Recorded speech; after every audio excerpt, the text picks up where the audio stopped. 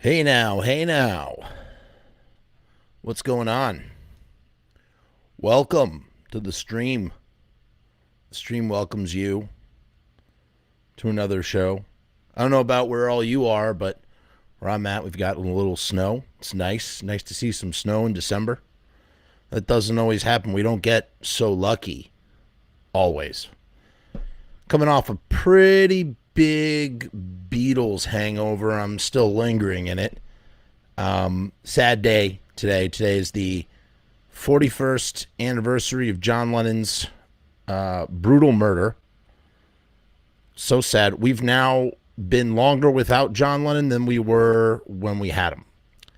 He died at the age of 41, and he's been gone for 41 years. Isn't that crazy? Weird to think.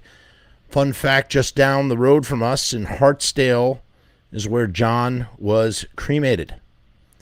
They brought his body up to Westchester to have him cremated. So weird. So surreal to me, in any case. But if you're a Beatles fan, or even if you're not a Beatles fan, and you just want to know what John Lennon was all about, go listen to Mind Games off of the title track off of his third LP, Mind Games. Great song. Really sort of personifies everything that I love about John Lennon and his timeless music. Yes, he was a tragically flawed individual, but who isn't? We've all done things really sad. Really, really sad. But yeah, I would be remiss if I didn't at least make note or mention of his passing on this day. Also passing on this day is Darby Crash, who died, I believe, the same day as Lennon, but his death was very, very overshadowed by Lennon's death. Lennon's murder. Let's not call it death. Darby Crash died. Darby Crash died. His was a death. Lennon was a murder. He was murdered, man, straight up. What's up, Mr. Black? Mr. Black, do you know Mr. Red?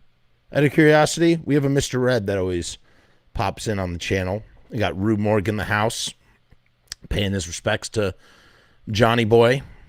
Wow, hey, what's going on? We got Stanhope, Hypatia Stanhope. I can't say that first word. Forgive me. Boy, we got a show for you guys tonight. I am so excited for this show. Man, oh man, it's going to be, we're going to have a lot of, we got a lot of sort of technical stuff that we have to pull off. Hopefully we can stick that landing, you know. Mr. Black says, John Lennon and Darby Crash, R.I.P. and happy birthday. That's right, Jim Morrison was born today. Isn't that crazy? That's crazy. Oh, it is Mr. Red. He changed his name to Mr. Black. That's so funny. Who knows if Glenn digs the Beatles? He's got it on some level. Hypatia. Thank you for phonetically breaking that down for me. Hypatia. I might forget it, but thank you for breaking it down. Right, Dimebag Darrell died on this day, too. Rest in peace, Dimebag Darrell. He was murdered, brutally murdered. That's crazy. Darby Crash, Dimebag Darrell, and John Lennon all passed away on the same day. Died. Say died. I don't like sugarcoating things. We got Alan up in this piece. Whoa! And a wonderful appearance from Rusty Murdergram himself, Mr. Murdergram. Russell Casualty, you're going to really dig tonight's show. This is right up your alley. I think you're really going to appreciate this one. Where to begin? Well, the very first place we need to begin, folks, before we begin anywhere, I just want to let you know that Frumess here, by the way, we're taking a break from that Jerry Only interview. We'll come back to it. It's not going anywhere. There's always opportunity for a filler show. And that's a fun, time. But we got to just sort of, space them out. We got to space them out.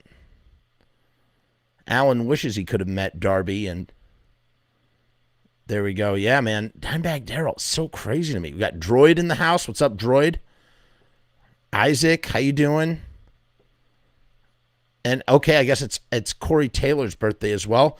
And Chris, aka I Misanthrope, is in the house, and he just dropped in to say hi before his shift. Thanks again. Hope you all enjoy. Chris is kind of tonight's subject. I'm sure he'll play back. He'll listen back once the show is archived.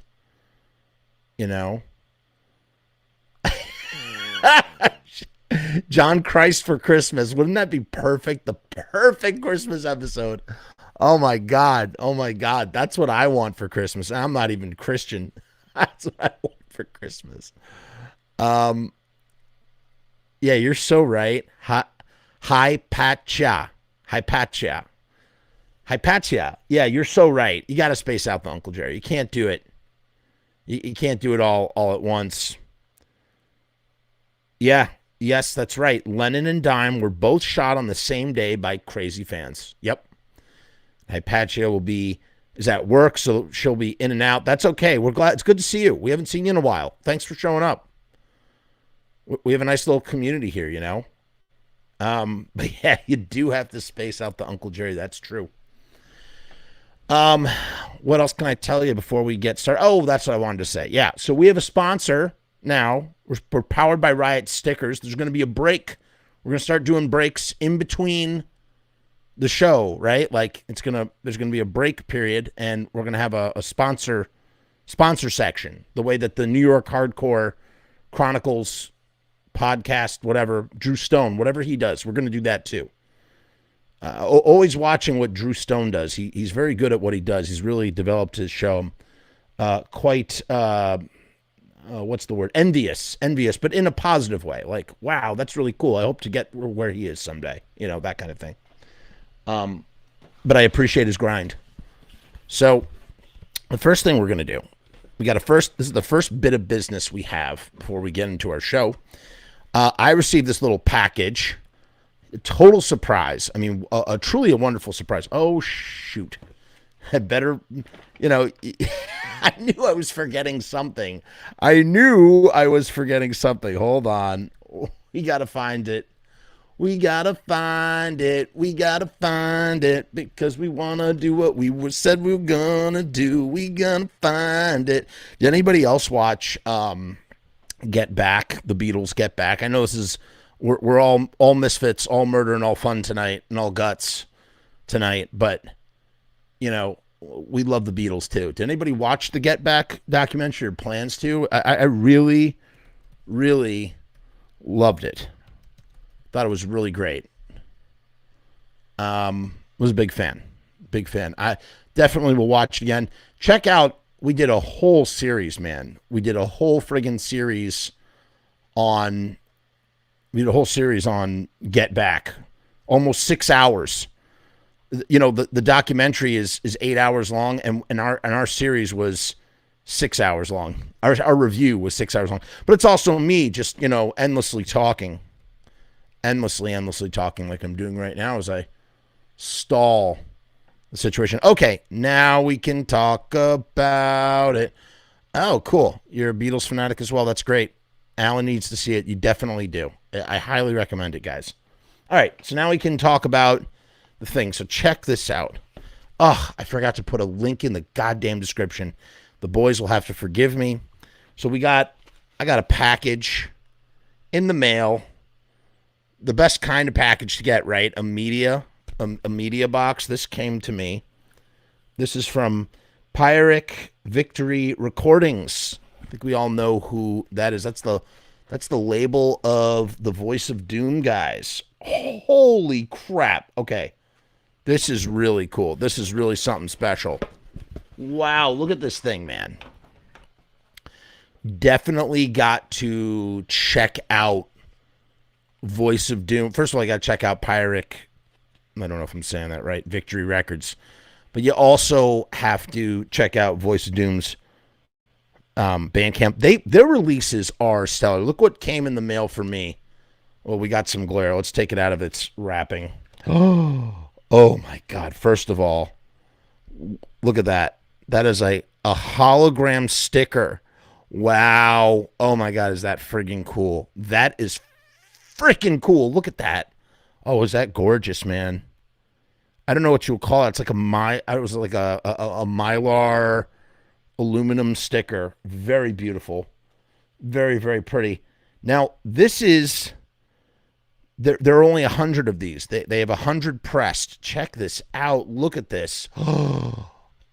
This is a heavy card stock right here. This came for me in the mail from the guys in Voice of Doom. I just want to say thank you to the Johns of Doom. That's what we're going to call them. They're both the John. Well, one's John of Steel and one's John of Doom, but we call them the collective Johns of Doom. That's so awesome, man. And then look at the back. The back, that's like your classic. It looks like a classic 60s, like a single from the 60s. That's pretty cool.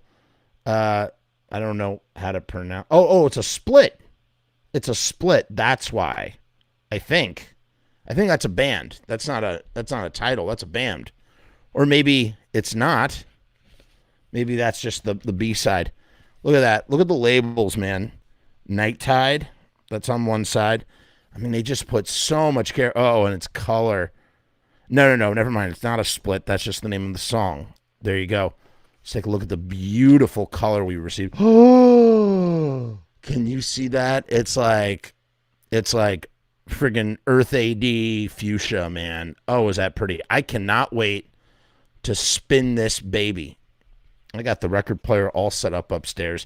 You can get one of these bad boys as well if you go to the Bandcamp for Voice of Doom. And I don't have the link handy, but I'm going to put it in the description. And I highly, highly recommend that you go and pick one of these suckers up while they're still here. There's only 100 of these things. It's instantaneously a collector's item. And I have to tell you, the amount of love and care here, it's Bobby Steele. It's on the same standard as Bobby Steele. Bobby Steele was really, really good at putting out 7 inches. He put out some really wonderful, wonderful 7 inches. And he just put a lot of care into his releases. And I see the same quality in what Voice of Doom does, man. They really do.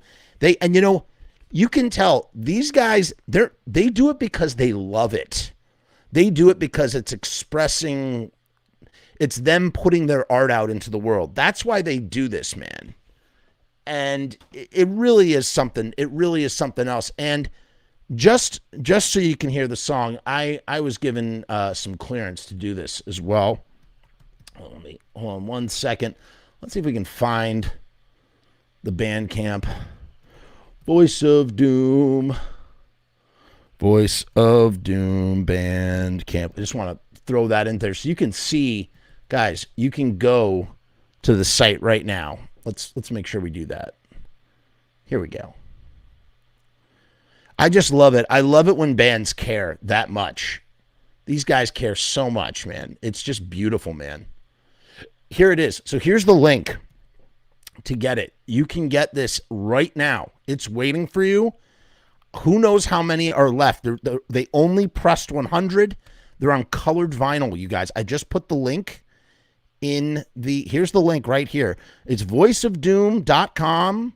Sorry, it's voiceofdoom.bandcamp.com /album/night-tide. Okay, for those of you listening on podcast, that's right. The show is a podcast as well. You can listen on Spotify and Apple Music, all of your podcasting needs. But yeah, go check it out, man. And then let's finish off this little unboxing the best way possible. See, I used to be able to share my whole screen, and now I can only share tabs, which is super annoying. So let's first look right here. Take a look. It's in a book. Reading Rainbow. Look at that. So that's the cover. Night Tide. That's a film. It's a film about a sort of a killer mermaid. Not a killer mermaid. That's the wrong way to put it. Starring Dennis Hopper in 1962. Super early Dennis Hopper. Really interesting black and white flick. He plays like a Navy mate, whatever you call him, private Navy. Kind of like what Popeye is, except, doesn't have really big bulging forearms. But yeah, check it out. Look at all the stuff they have here, man. You can get the CD collection, But right here, $10, man. There's only 100 of these things. Once they're gone, you just wait. You just wait. I've seen it, man. I've seen it. Look at those undead singles I was just talking about. They go for a pretty penny now. Not only are you investing in a band and supporting them, but you are also investing in your record collection. So make sure you check it out. Right. Yeah, that's the right word, Rue. Semen. Semen is the right word here. Semen. Semen. Sorry. What's up? We got Godless 666. It was purple. Yes, you should, Chris Morantz. You need to do that, man.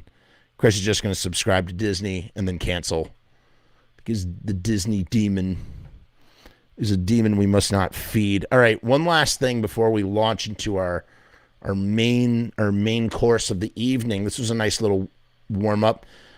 So here is, if you're curious, some people want to listen to the track before they buy it. So let's play it. I'm going to play it on this show. Since we're playing, this is a music episode. Let's start us off with some Voice of Doom, Night Tide. I hope this doesn't skip or anything. Let me know if the volume is too low. Shouldn't be. Ready, and ba-boom. If it'll play. There we go.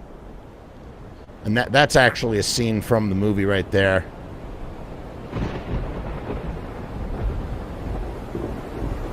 Ooh. Sorry, make it bigger. There we go. Look, Voice of Doom. I love this font. That's cool. You guys can hear the music okay? Yeah. I gotta tell you, what's really great about Voice of Doom as well is it's not just the music, there's a visual element there too. You gotta see them playing live. They got fog, they make guitar smoke. John of Doom is like a graceful ballerina in the best way ever. Great. Good audio. Watching the temperatures from the sea. We'll never know.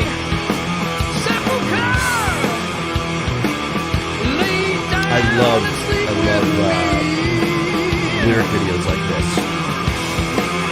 It's nice to sort of loop the ocean and get some nice stuff. Some nice movement in the background.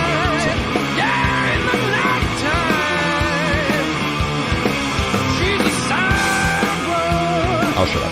The kind of trouble that I need. Gonna fall. Blue and a marjorie. Merry-go-round. Headley town. Please take my I love that. We dance on the sand. I love the way those lyrics roll together. It's great. Sirens are coming, I swear. I'm glad you like it.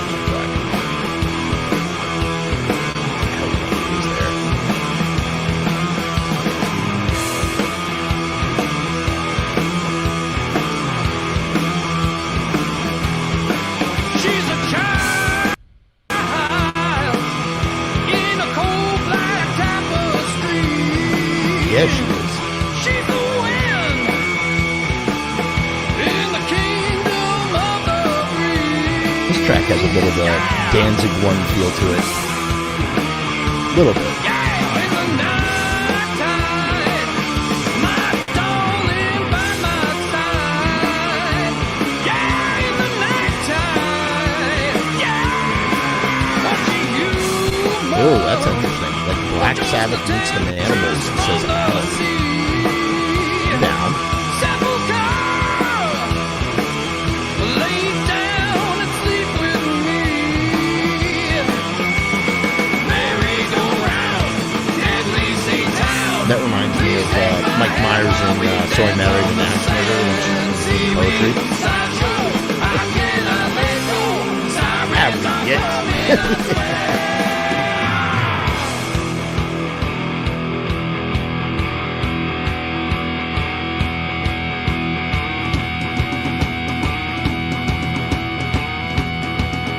Yes, Sabbath meets the Danzig for sure.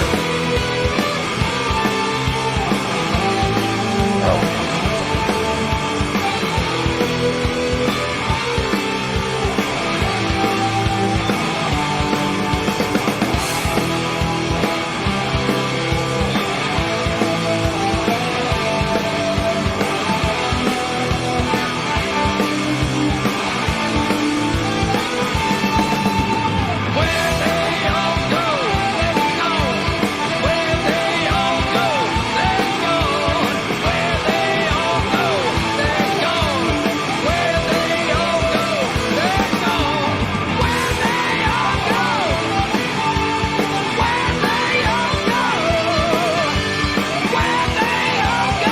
It is. It's a stellar track.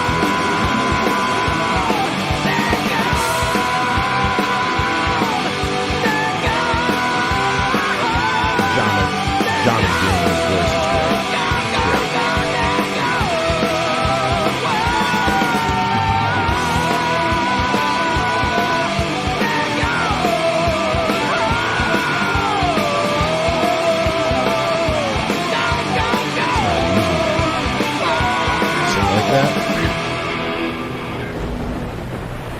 So there you have it. That's Night Tide by Voice of Doom.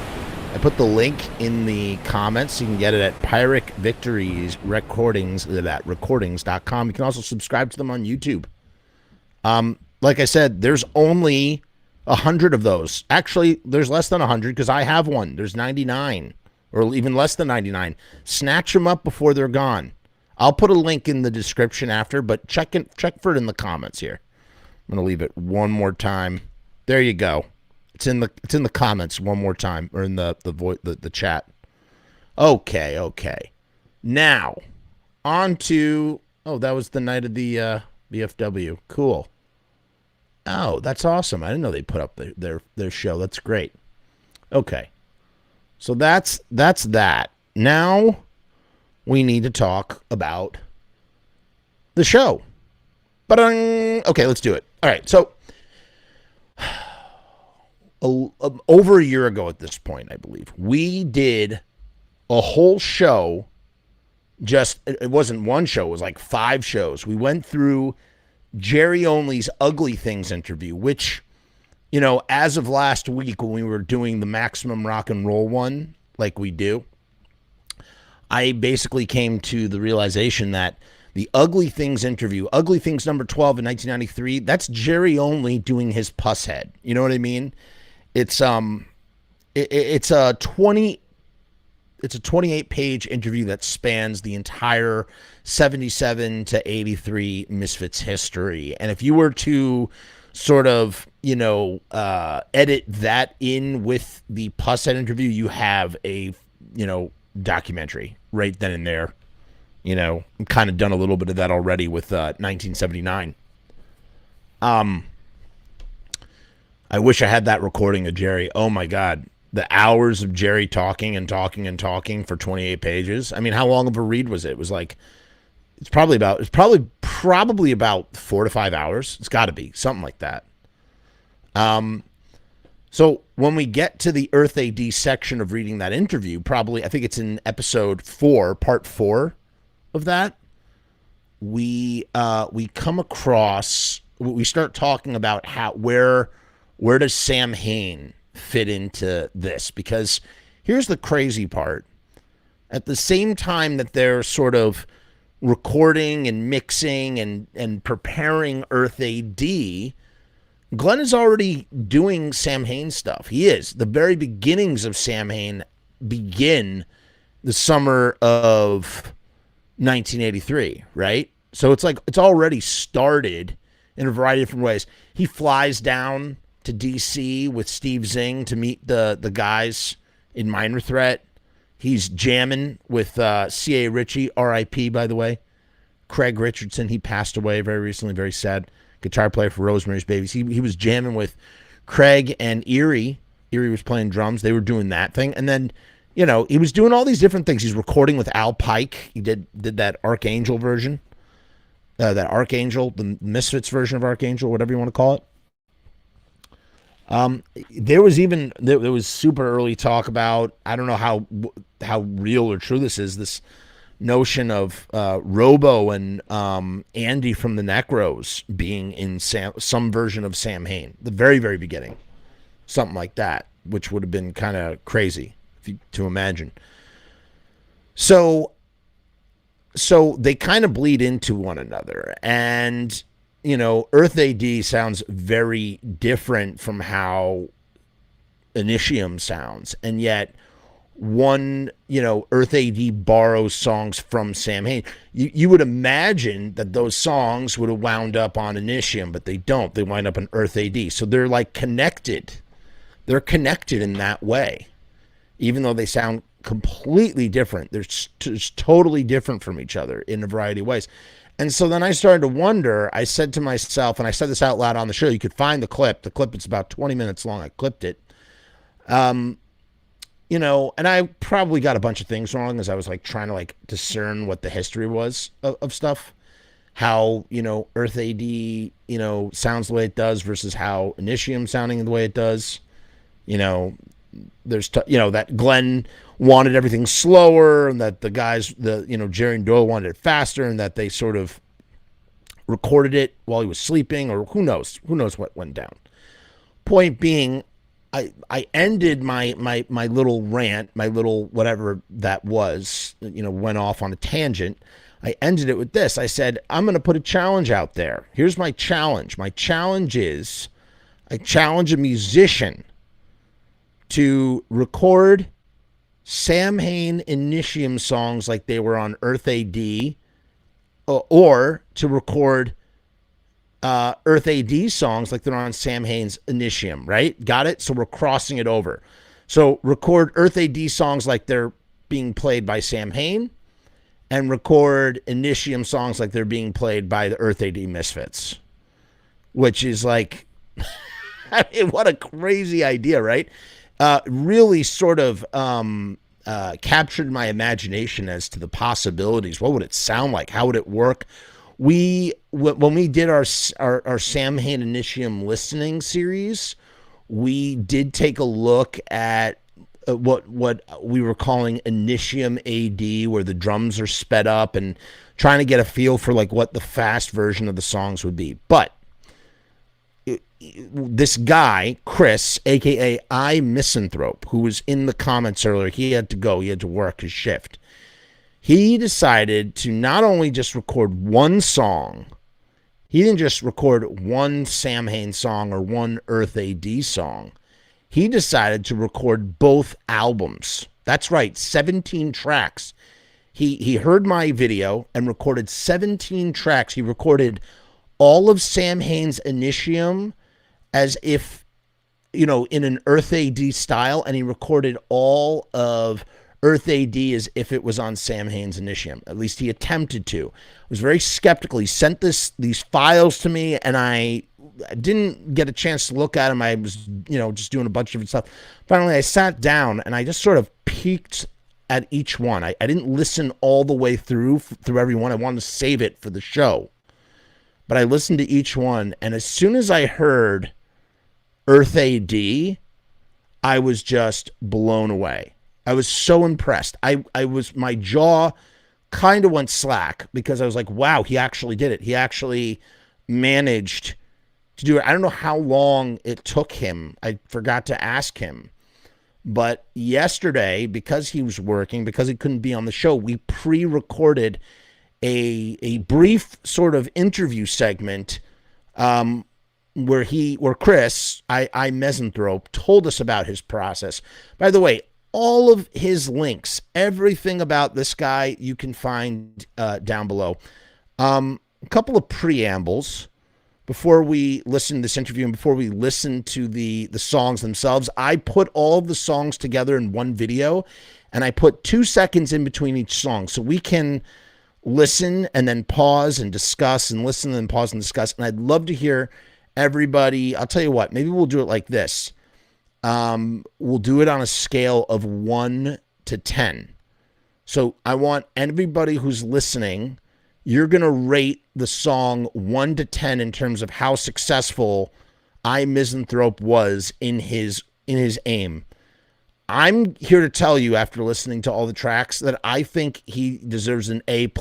I automatically give him a 10. I give him a 10 across the board. There is one song he doesn't land, and I want to see if you guys can guess what I think it is. And I told him as much. Well, you'll find out in a second because I mentioned it in this little interview segment. He didn't land it per se. It was a valiant effort. It's a really hard track to do. He agreed with me. But the preamble, the thing I want to say is, look, you have to remember this dude recorded this all by himself in his studio, DIY style. He did all of the vocals in his car.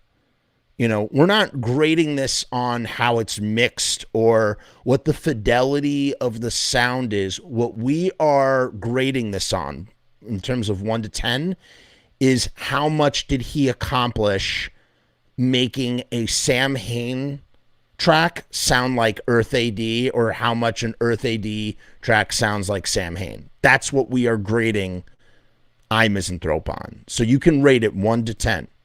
Okay? In the comments. You guys will decide. And then maybe at the end we'll decide what track really just stands out. I truly was blown away by this dude. And I was just so impressed. I said this at the end of the thing, but I want to repeat it here. You know what I really like about Chris and I respect about him and his music, and he does a lot of like the other band that he does, he said it's like black metal, doom metal. That's not really my thing. I don't really that stuff kind of goes over my head, but I fully respect this dude that he just like that this is his creative outlet and that he sat down, he set a goal for himself and he executed the goal to the best of his ability. And in my opinion, he convinced me, man. He did it. He got it all the way through. I think you guys are going to be pleasantly surprised. Pleasantly surprised by his execution. Because remember, that's what we're grading on. It's not about, I don't like the way the guitar, I don't like this guitar. Or, he didn't play that quite right. Or, I'm not a fan of these vocals. It's not about that. It's not about the recording per se. It's about the aesthetics. Did he nail the aesthetics? Does it sound like it belongs on Earth A.D.? Does it sound like it belongs on Initium? That's what it is. I just want to repeat that over and over again.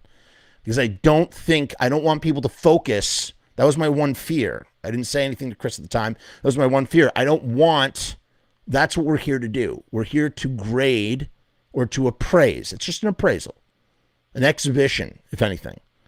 And I'm here to say with great confidence that Chris really nailed it. He did a great job. Everybody's like, all right, let's hear it already. How much he accomplished with what he had to work with. Exactly. I think that is the way. I had to give that little bit of preamble. So, in case you don't like preamble, here's a little bit more preamble because we're going to hear from Chris before we watch his little video. Check this out. This is Chris, I Misanthrope, and the links are in the description. So I'm going to play this for you right now. Hopefully it doesn't skip. And if it does, I'm sorry. Doing the best with what my resources are, right? Okay, guys. So we have taken the time to speak with Chris of I Misanthrope, the creator of this Bloodsong amalgamation of Misfits Earth A.D. and Samhain Initium. Welcome to the show, I Misanthrope. How you doing? Thanks. Doing great. Chris, tell me just in a nutshell your process here, because I got to tell you, I was really, truly blown away by what you were able to accomplish. I've been listening to these albums for probably 30 plus years now. And so what I did is once when I saw your video, I was just like, wow, what an amazing little concept, and so I messaged, I'm like, this would probably be something that would be good for me to do through my Bloodsong project. And which Bloodsong is something I've wanted to do since I was probably 15 years old. I've been wanting to do some kind of Misfits Samhain project and never really had the resources to do it until probably about 20 years ago. And so what I did is I recorded that song, I Want Your Blood. It's on Spotify, YouTube, and the like. And I was just like, wow, what an interesting concept. And I commented back, said, I said, yeah, this is probably something I'd like to do with Bloodsong. And once you said go for it, I was just like, challenge accepted. So I listened to that blood song. I listened to that I Want Your Blood song on, which already has a Samhain flavor to it right off the bat. So, right. You know. And I've always wanted to capture that because, you know, there's a lot of horror punk bands out there, and there's not a lot of them that can capture that Misfits Samhain sound good, of course, but it's like, if you want to scratch that itch, you know, that you got for Danzig. So how did you do it? I was trying to go for. All right. Well, what I did was, since I've been listening to these albums for a while, I decided to do more critical listening. So I listened to these albums over and over again, tried to pick out all the little minute details from the production. For instance, Earth A.D. really didn't have that much reverb on it, whereas Initium did. And so I used that in the production. There's also these programs that you can use online, these AI sites. I think one's called Splitter AI. And what it can do is it can take a song and split it into separate stems, like vocal track, guitar track, bass track. That's amazing. Drums, stuff like that. So what I did is I did that, and I studied the tones from that as well, and tried to match them. And if anybody knows about, anybody here knows about recording, I use Reaper, and also I use a guitar amp simulator called Revolver 4. It was originally from Peavey, but it's now, I think, Audio Media Technologies bought it out. There's a amp module called audio cloning technology. Wow. It's ACT combo. So what I did, if you got a WAV file of a song, it can extract that guitar tone. So that's what I did with both Earth A.D. and Initium. And then also there's a video. I don't know if you've seen it or not, but there's a guy that used the same type of distortion pedals that Danzig used on Initium, and also Damien used on November Coming Fire, which was amazing to find out what they used for those tones. Right. It's definitely more of a fuzz than it is like a metal distortion.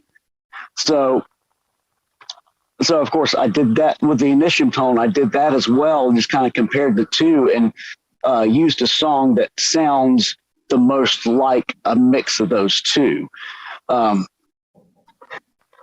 after that, what I did is with the drums, I've got a drum plugin called Riot Drums, which is perfect for punk, hardcore, stuff like that. So I use that for Earth A.D.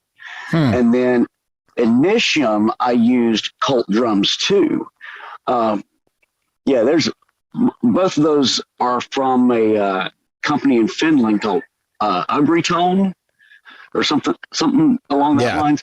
Yeah. But Cult Drums too, I was able to tweak the drums a little bit more and use the drum track to see what they would sound like. Just the individual drums themselves, just kind of listen to those. Got the kick drum, the snare, and of course the toms. The toms make up a big part of Initium. And that's one thing I even tried to include with the drum programming itself, was make sure there was a lot of toms in there. Right. And the vocals, I noticed also that the vocals, which I was very critical on, I did several takes of them and tried to pick the best ones. And I used the SM58 microphone that Glenn Danzig's known for. And of course, Earth A.D. didn't have that much reverb in it. What I did with Initium vocals, they were a little bit more expressive and had more reverb. So of course I included that too. And then the bass tone, of course, I did, kind of the same thing with that as I did with the guitar tone with the amp cloning technology. And Jerry's bass has always been real fuzzy, real aggressive. Yeah, exactly. I mean, and Jerry's, if you guys have met Jerry is an awesome guy, really awesome guy. I met him back in the 90s. Whenever they used to go to the masquerade in Atlanta, I would hang out with them and stuff like that. But yeah, that's pretty much what I did in a nutshell. So here's my question for you, because, and I said this in the episode. I know I'm going to say this in the episode. We're recording this before the episode, but I know I'm going to say it again. You are a guy, I was a little skeptical at first. I wasn't sure what you were going to send me, but when I was listening, I was just chuckling to myself, because I go, this guy understands the sounds, and he understands the difference between the sounds. And with the resources that you have available, you did an incredible job just doing what the assignment was, making Initium sound like Earth AD and Earth AD sound like Initium. You arranged everything in a way where it just aesthetically has the feel. And now here's my real big question. I'm listening to the song. I'm going, oh, for this song, like Queen Wasp, or it was Devilock. It was Devilock. It was Queen Wasp, and it was like Macabre. I was like curious to know, are you using like specific songs from, say, Misfits Earth AD to try and like replicate their essence for the Initium tracks, and vice versa, like actual imprint songs? Because I'm listening and I don't have any particulars off the top of my head in this very moment as I'm speaking to you, but I'm listening to this and I'm like, oh my God, this is like this song off of this. And this is, and you really captured, not only did you capture like the feel, it's almost like you transferred the essence of this Earth AD song onto this particular Earth AD song onto this particular Initium song, and vice versa. And so I was curious to know, did you have that mentality going into it when you're actually trying to do it? Pretty much. One thing with the Earth AD songs transferring to Initium, one thing I had to prevent myself from doing, because I have a bad habit of doing it, was making it sound more like Unholy Passion or November Coming Fire. Interesting. So yeah. That was interesting too, because the overall sound of Samhain definitely evolved. Yeah, for sure. Those albums. So of course I tried to make sure to keep it more on the Initium level, where it still had kind of a Misfits feel to it. Yeah. And Earth AD, it was pretty much, this was their hardcore album. So I pretty much went with the hardcore, boop, bap, bap, boop, bap, through most of those songs. So a lot of the songs I had in mind were, because a lot of the songs on Earth AD are kind of similar to an extent, some of them not so much. But I just kind of went with that for the most part. Now, what I know, probably the biggest, besides the guitar sounds, like there are two things that I noticed that really transformed the Initium songs into Earth AD songs were, I don't know how, okay, again, musician speak, beyond my capabilities here. I'll try my best.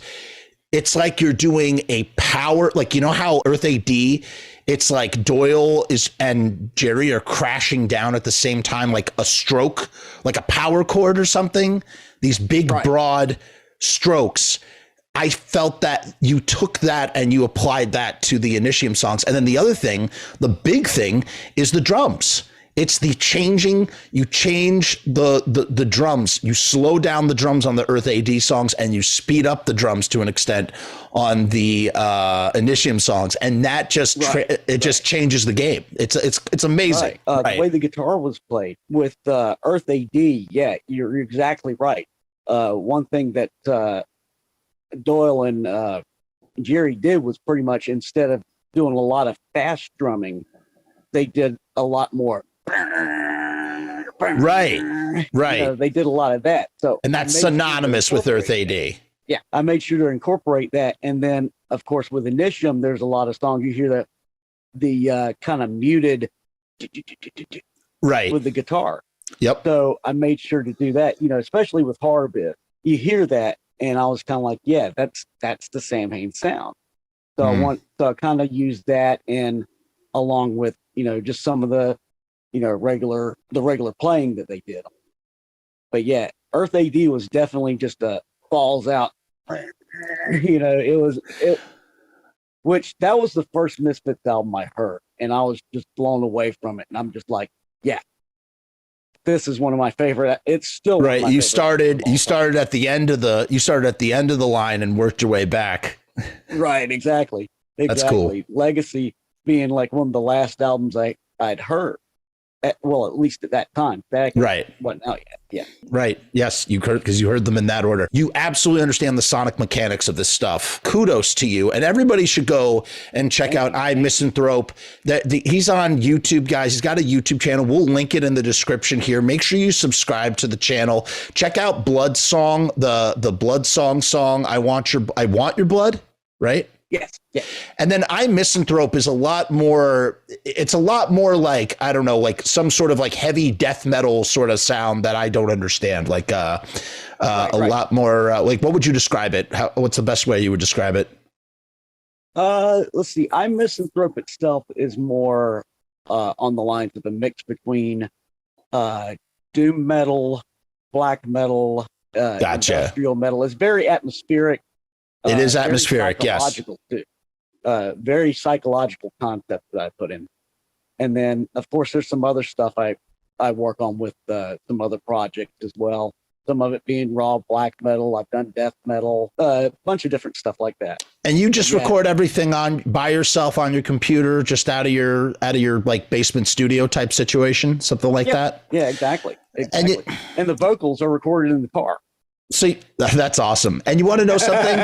It really is. It's like Chris wants to make music, and you know, he just did it. He just does it, man. He does it and he puts it out. Like anybody who has the means or songs and, you know, wants to do it. Don't worry about the environment you're in. Just do it in the way that you know how to do it and put it out into the world. And that's what Chris is doing. And it's really awesome. And he really just sort of blew my mind with Bloodsong. And, you know, this transformation of Earth AD to Initium. And we're going to listen to it now. That's what we're going to do. I'm going to cut this and we're going to go and listen to it live. And then we'll comment on things in between songs. We'll talk about what works the best. I would say now, if I had to give a little bit of constructive criticism, I would say there's one song from what I've listened to. I haven't listened to the whole thing all the way through. Yeah. If there's one song that doesn't quite translate, and this is so not a knock, like A++++ all the way around. I would say probably, and I'm curious to know if this was a challenge for you. Mommy, Can I Go Out and Kill Tonight? Yes.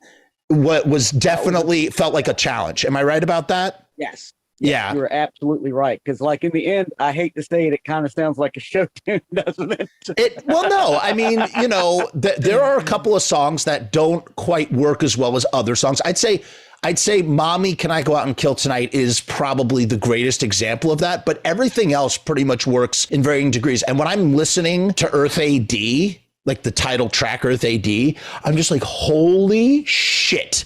I can't believe this dude figured out how to do this. Like you really did. Again, if we were grading this assignment, which we're not, it would just be an A++. Right. I just want to salute you, man. Truly. I really appreciate that. Oh my God. I'm honored, actually. I'm honored that you're looking at this and bringing it on the show. And I mean, even listen to it.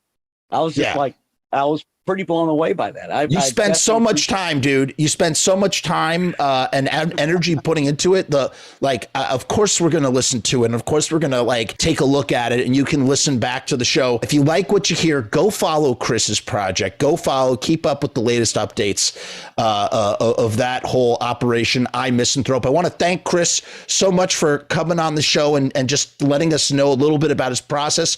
And we're now going to sit back and enjoy his murder, his guts, and his fun right now. Oh, man, you're going to hate me so much, but we have one more thing to do before we can do that. We got to talk about sticky stuff. What, Jeff? Sticky stuff? What are you talking about? What's sticky? Oh, stickers, of course.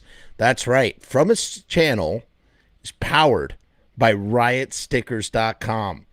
Are you familiar with riotstickers.com? They are really spectacular. I did business with riotstickers.com about 10 years ago, and I was super duper satisfied with my batch of stickers and my I think I did t-shirts and stickers with them, and everything was just top-notch quality. We're running a special promotion with riotstickers.com. They have a deal. It's normally $59. But if you use the promo code Frumess, that's right, promo code Frumess, there's the deal right there, right here, floating below. You'll get that same deal for $29.50. You're going to get 50 3x3 stickers. So that's 3 inches by 3 inch vinyl stickers at riotstickers.com. The link for that promotion is also in the description, past I Misanthrope's stuff. Okay, use the promo code Frumess, and you will receive that deal. I mean, you will not find a better deal. And allegedly, competing brands, their stickers don't stick. They don't stick. See, you got to go with riotstickers.com. You're not going to find a better deal than this. $29.50 for 50 3x3 stickers. So go check it out. Here is a super quick little video from riotstickers.com. We're going to have Josh on the channel. He's coming on the channel.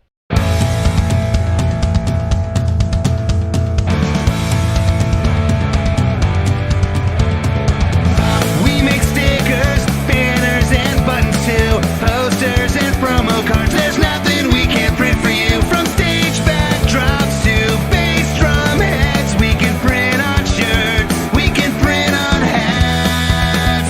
We can print on pants. Cheap prices and high quality. Quick turnaround times and free shipping. We also offer free artwork support, great customer service, and so much more. Riotstickers.com, Riot Stickers, we are the bomb. Riotstickers.com, Riot Stickers, we are the bomb. Riotstickers.com, Riot Stickers, we are the bomb. Riotstickers.com, Riot Stickers, we are the bomb. Oh, all right. It's all done. Hey, Ballad, what's going on? Ballad says he likes the catchy ad. The melody in this ad is, so this is written by the guy from Less Than Jake, apparently. Juan, no. The stickers at riotstickers.com stick incredibly well. The leading competitor stickers allegedly do not stick so well, but you should absolutely check it out. Extreme multitasking. Oh, I see. I have the stream on a tab of my laptop, a homework assignment, and Black Christmas on my TV. Yes, Ballad does it all. I'm glad Ballad's here because he loves Samhain. He's going to appreciate this. And Alan's going to try Riot stickers. Let us know how they are. I don't need you to let me know because I already know that they're good. Just use the promo code Frumess. Link in the description. Wow, theme for a Jackal with Samhain production. That would be nuts. Nuts. All right, guys. It's time. Yeah, it does sound like it. It does sound like it. Oh, I'm sorry. Sometimes I just don't pick up on humor. I'm just really... Dude, Vaughn, get on this. You're not... Send him to riotstickers.com 100%. Say you heard about it on the Frumess channel. They are our official sponsor. We're powered by them. All right, guys. We're about an hour into this show, this broadcast. let's not wait any further. Now, we're doing this via embedded video. Hopefully, unlike, remember when we were doing Night of the Living Dead and it was freezing on us and it was so annoying. Hopefully we won't have that problem here because it's just, we're doing it like this instead. Like a this. This is what we're doing. Oh, we got Javis Bickle up in the house. Javis, haven't seen you in a while, buddy. Hope you're well. Happy holidays. And Juan says that riotstickers.com, they make great drum heads too. That's right. Everything's great. The guy, the brain master behind riotstickers.com, he's going to be on the show. He's going to come on an episode of Pizza Punk. He's in he plays bass in the Independents. For those of you who know the Independents, that is Josh. Sharpie Riot, as they know him by. I've known Sharpie for on and off for about 10 years now. Almost 10 years.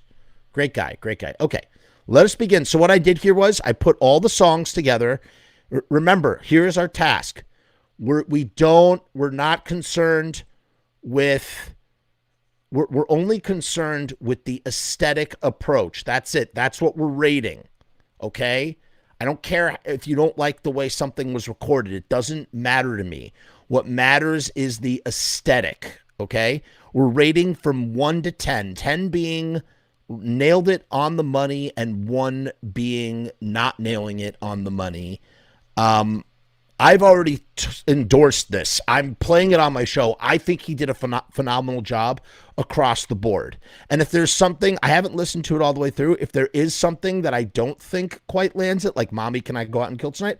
I will let you guys know. I'll be completely honest about this, completely objective. But I think Chris did a great job. So everybody's got that understood.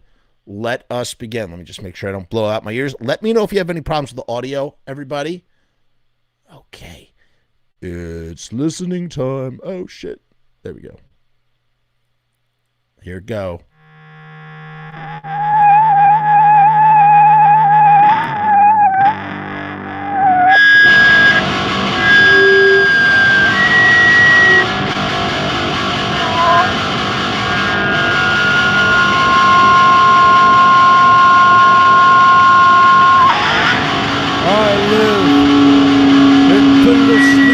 I live again. Beyond race, beyond religion, beyond man's spirit. Did I do this backwards? Shit. Now is release. Now comes your No, I don't think I did. Now is the pay. You think you're gonna pay? You know nothing. Feel my touch. Feel the pulsing surge. Know the meaning of my gift. Welcome it. I live.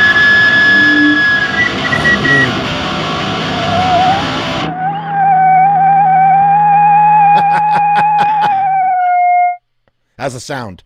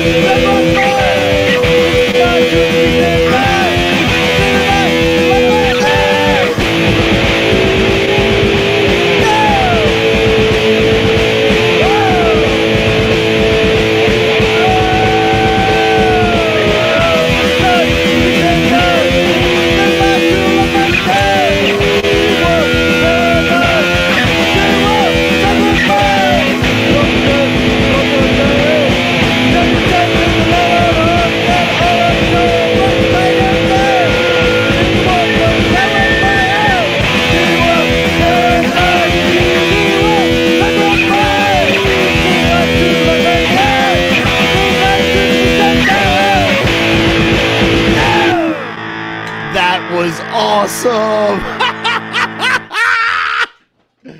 Wow. I love it.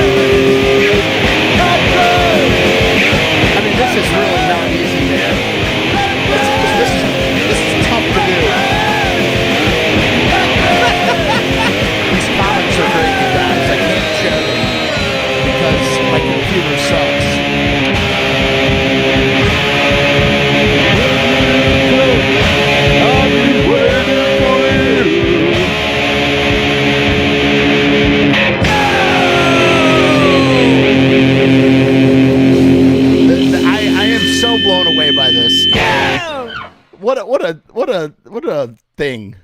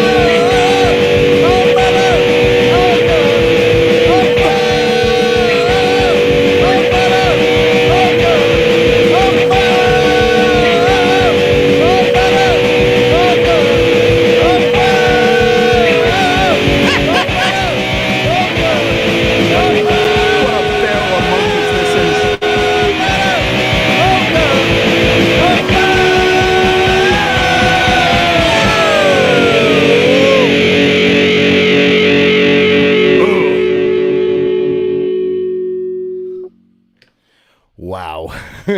Oh, wow.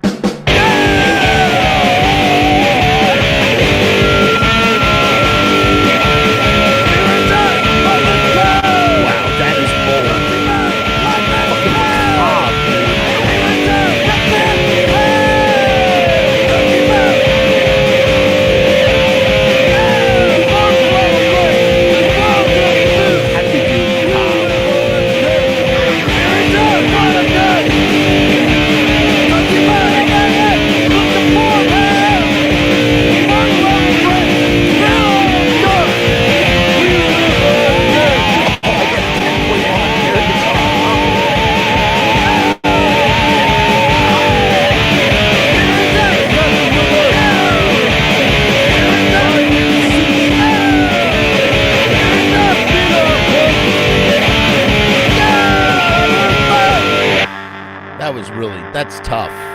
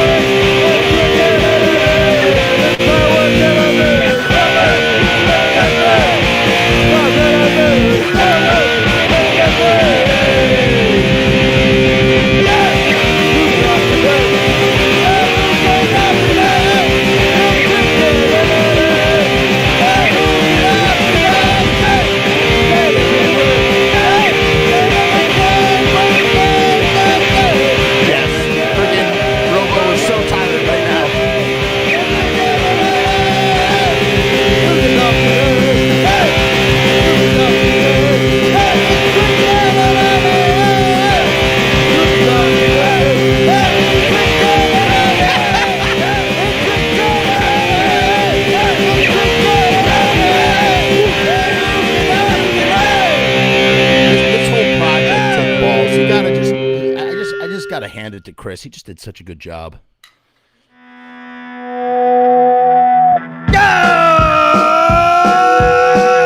So he's doing a Misfit covering a Samhain Misfit song.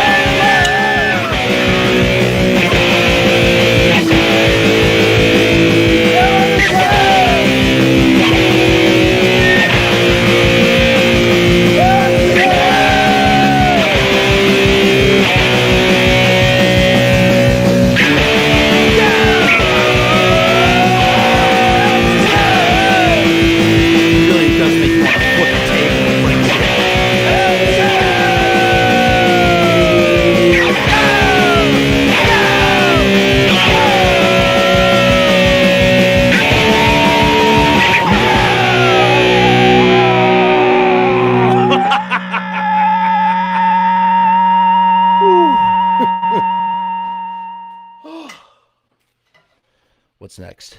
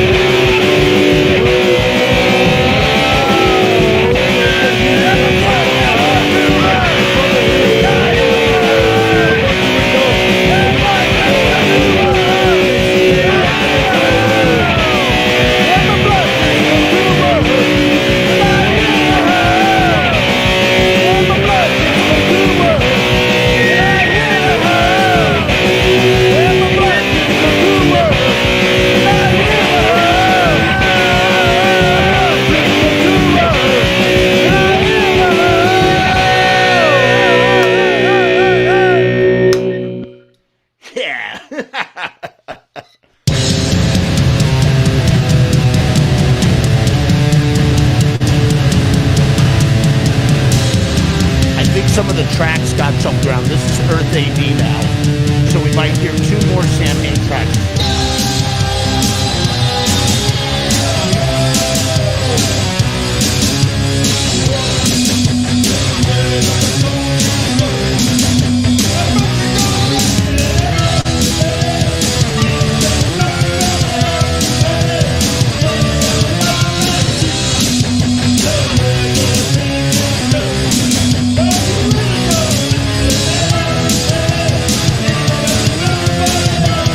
This is so good, dude. This is like 20 out of 10 for Earth A.D.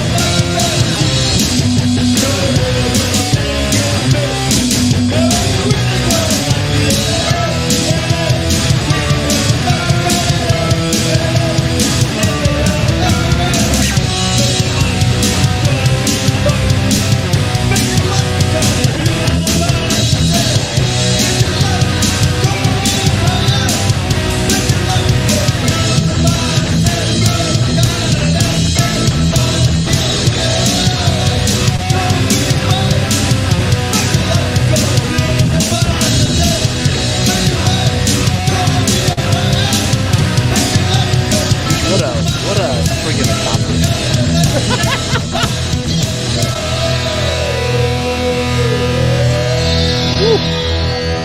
I'm sweating.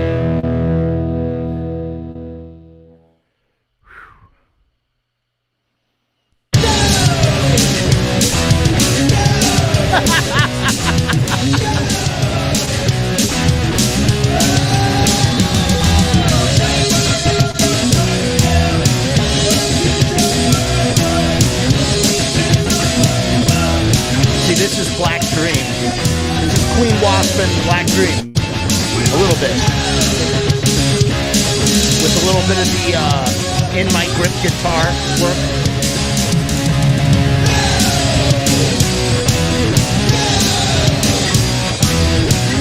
Ballad loves the Earth A.D.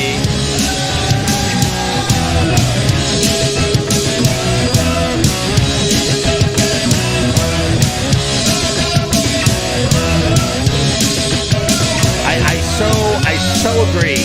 I so agree, Russ.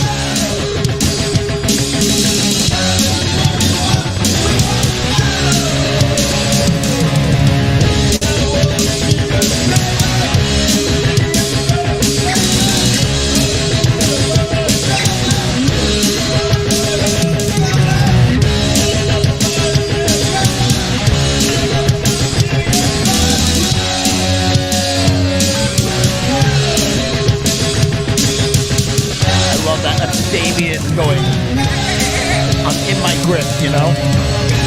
What's up, Amy? Amy's in the house. David Lee likes the sound. Where's Chris Corkum? He's missing this, man.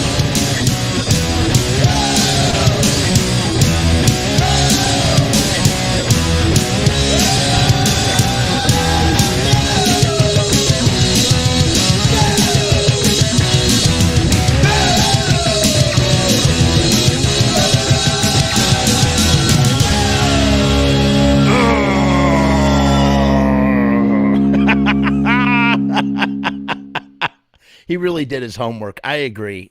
Chris.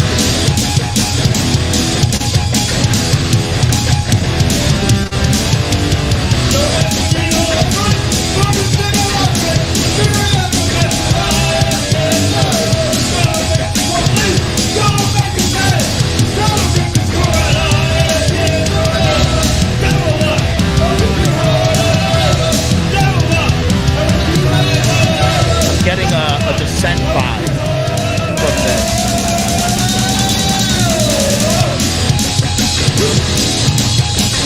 Again with that one note, Damien on the second guitar track.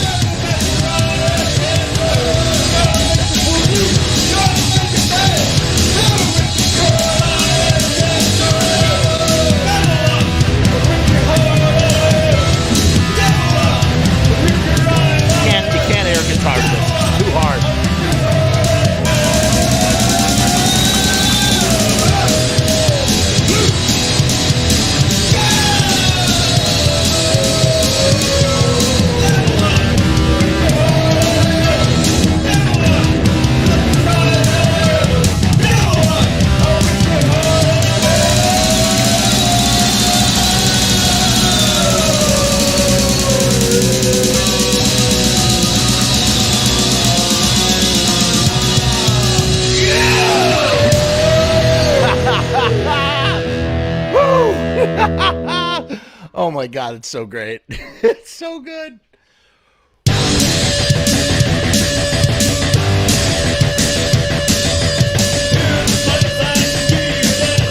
Touch it, see it.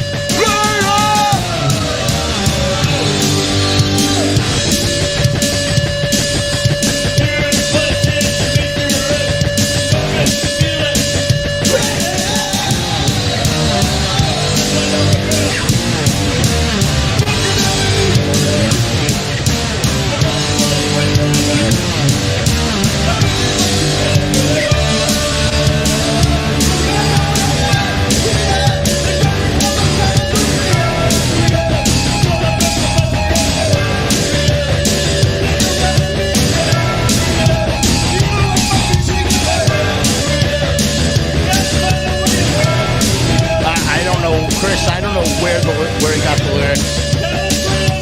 He probably got it from Misfits Central, but he did such a good job. Guys, go subscribe to his channel. All of the links for this dude are in the description, okay?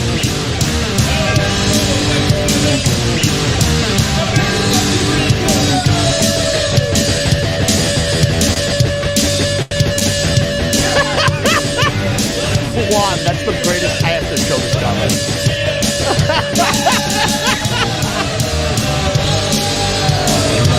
That's why I can't do the comments. Fucking everything else.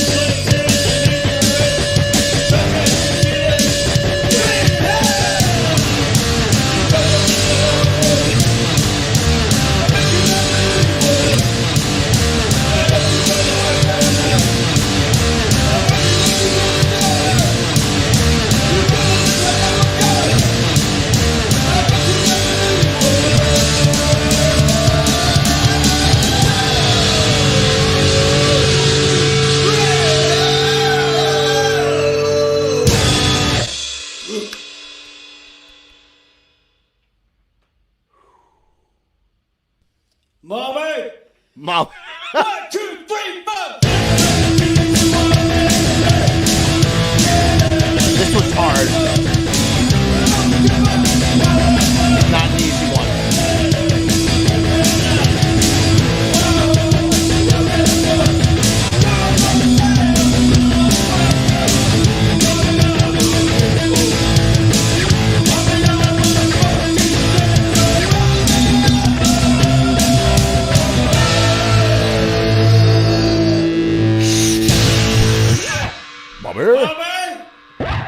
Can I go out and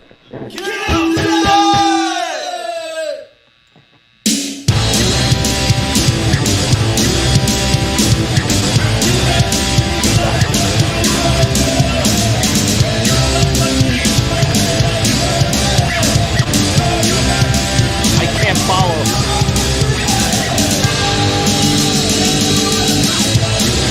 Nice.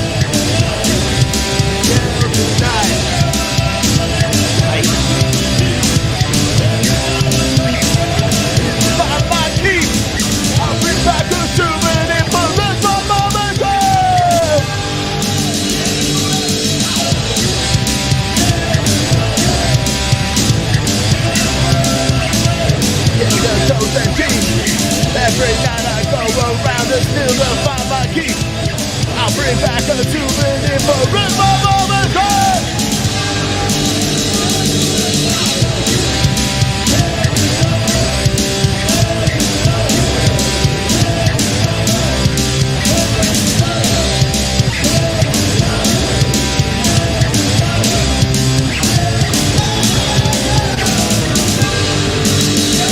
Yeah, you know what?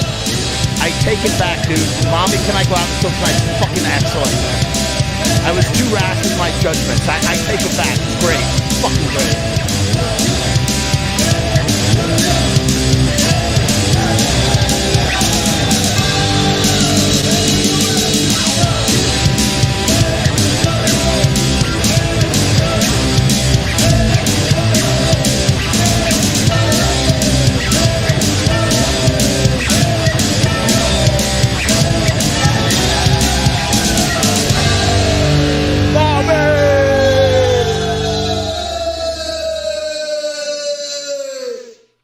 love that. Amy, it's free on this channel.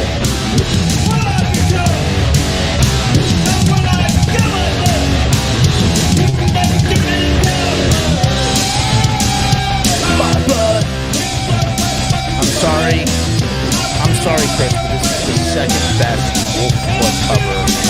That the title of first best goes towards this absolutely great.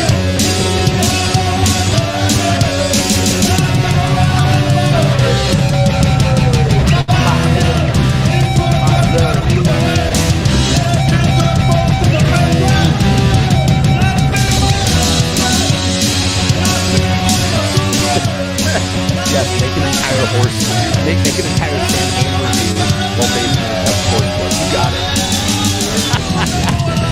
and Juan wants to do a blood show. Let's do it.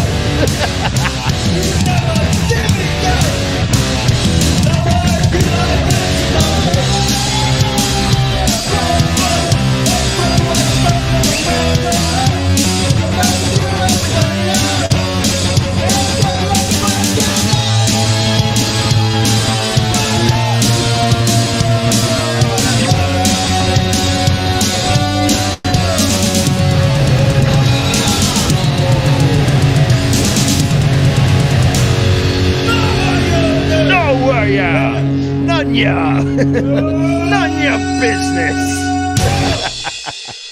Oh, is that great? I never want this to end. What's next?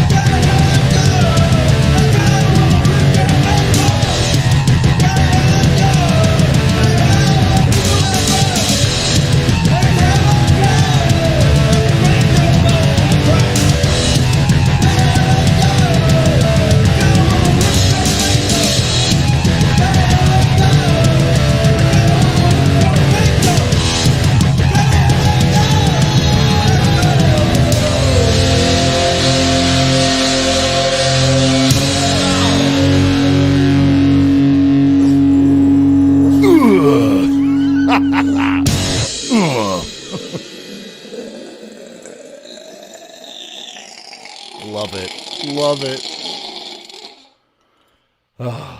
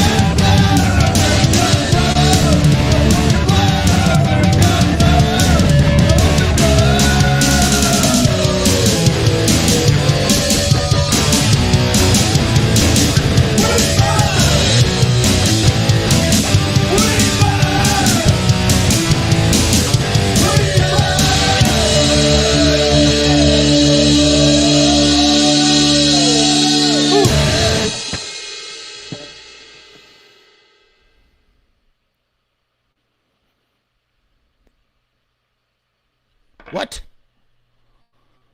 All right, so this is really weird. Did I leave out? All right, I might have messed up when I was preparing this video. I might have to Hold on a second, guys. I think we're missing some songs here. I'm not quite sure. That was excellent. I mean, it really is good. And, you know, I spoke out of turn, man. I think the Mommy Can I listened to it all the way through. Mommy Can I Go Out and Kill Tonight's pretty friggin' amazing. Let's see if we're missing. I think we're missing 2 songs here, and it might be my fault. Or maybe not. No, this looks like it's in order here. So he all right, so Horror Biz is missing and Archangel is missing. Those are the 2 songs we're missing. But other than that, right, okay, that makes sense. Hold on, let's see here. We have 1, right, that's where because Initium is a separate track from Samhain. So that would really be 1, 2, 3, 4, 5, 6, 7. So we have 7 out of the 9 tracks for Samhain, and then the rest is Earth A.D. So there you have it, guys. God, he did such a good job with this. Go subscribe to Chris's channels. All of his links, everything is in the comments. He's already uploaded that full album to his channel where you can listen to it. So what was everybody's favorite track on the Initium side, and what was everybody's favorite track on the Earth A.D. side? Did you think the Earth A.D. side was better executed than the Initium side, or vice versa? What is everything? Yeah, you're right. Blood Feast was missing as well. That's okay, man. That's okay. He did 17 tracks. I mean, it's like we can't be greedy. I want more too. I want the 3 extra tracks, but you know, Jody's doing a plug as well. I don't know what this is for, but let's plug it anyway. Snapchat Flight 138. I don't know what that means. What's this? What's Snapchat is your band? And there's a song called Flight 138, I'm guessing. I don't know. Ballad fully co-signs this. Wow. And Ballad is a Samhain aficionado there. He loves his Samhain. I co-signed this fully. Great job. I give it a 9.5 as far as capturing the production atmosphere. The 0.5 is for the balls as big as church bells it took to do this. I agree, man. It really does take balls to sort of put yourself out there, especially when, you know, this is a community generally, not our community personally, but the general community can be very judgmental about stuff like this. I mean, in music alone, people are judgmental about covers, let alone, I mean, if you have any Samhain video and you'll get like 25 comments, that's not how you pronounce the name of the band. It's actually Samhain. It's not Samhain. Even the band, even Glenn Danzig, he pronounces the name of his band wrong. It's actually Samhain, okay? It's the sow like a cow and then in, like you're going in a door, okay?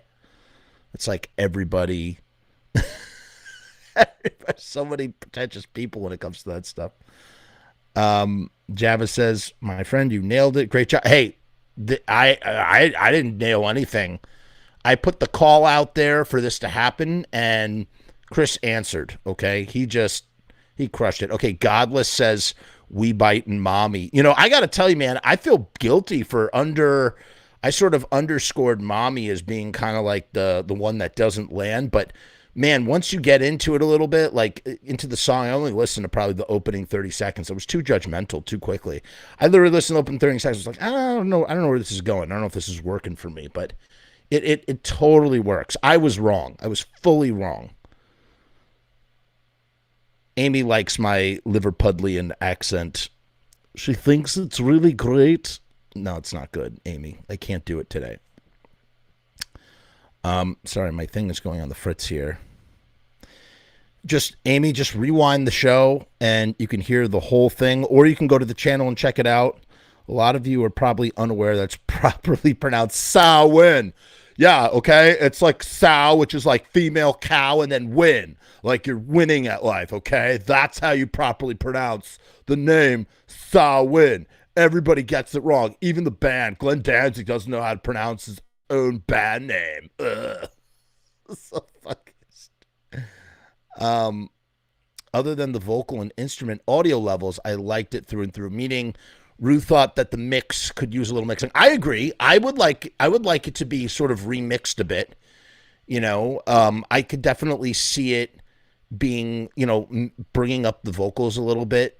You know, but it definitely has the atmosphere, and I love that he recorded that in his car. He recorded all the vocals in his car. It's perfect. It's like, you got to scream. Where are you going to scream? Go scream in your car. If you're going to scream, scream with me in my car. You know what I mean?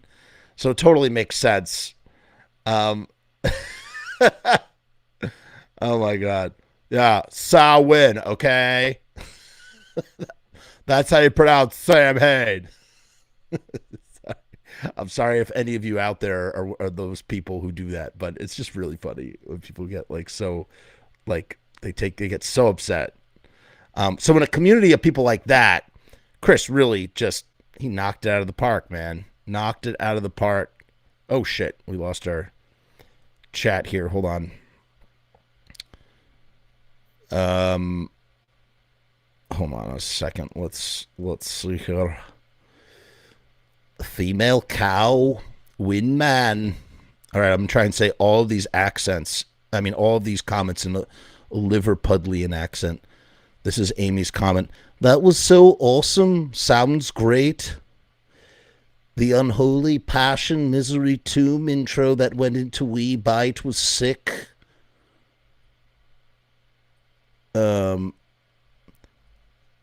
Didn't keep track of the names, but so far it all sounded good. Shout out for that car. Shout out for that car. Yeah, dude. Totally. Totally, man.